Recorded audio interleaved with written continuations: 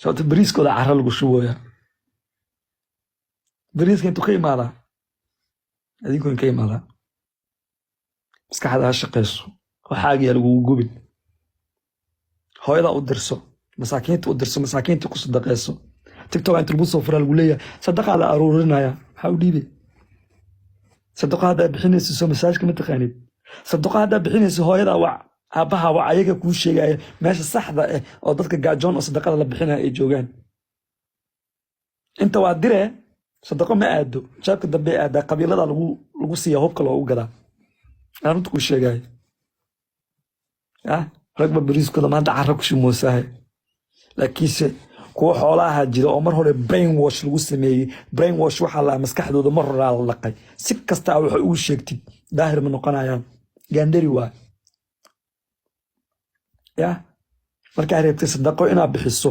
isku day hooyada inaa wacdid aad tiraa hooyo qof masaakiina bal video iga soo qaad wuxuu kuu soo qaaday kuwa bambo lugaha ka goyso cid u miciina aan lahayn cid garab siinaysa aan lahayn waxa u dhiibtana waa hooyada oo toosi u geynay laakiin tiktok sadaqa lagu bixiyaa lagu dhaha waa diree kadibna gaaya baybal ku dirsanaha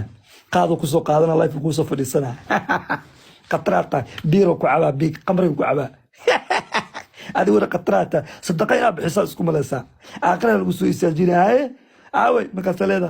wallahi midkoo tolkaa u diray oo maxaa ugu dirtay sadaqa u maleehay sadaqa may wax sadaqa ma aadan dirin ciyaar say wallahi I understand you waa ka baxaysaa insha allah I promise you waa ka baxay wallahi waa ka baxay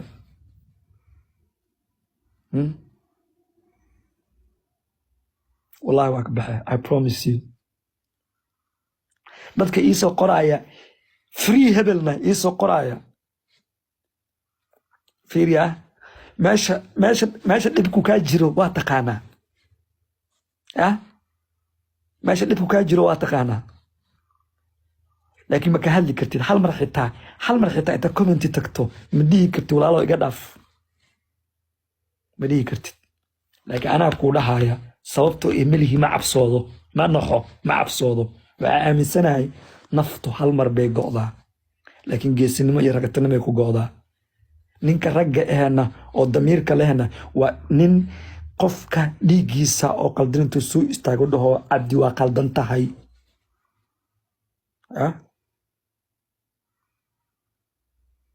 telefonkayga maanta busy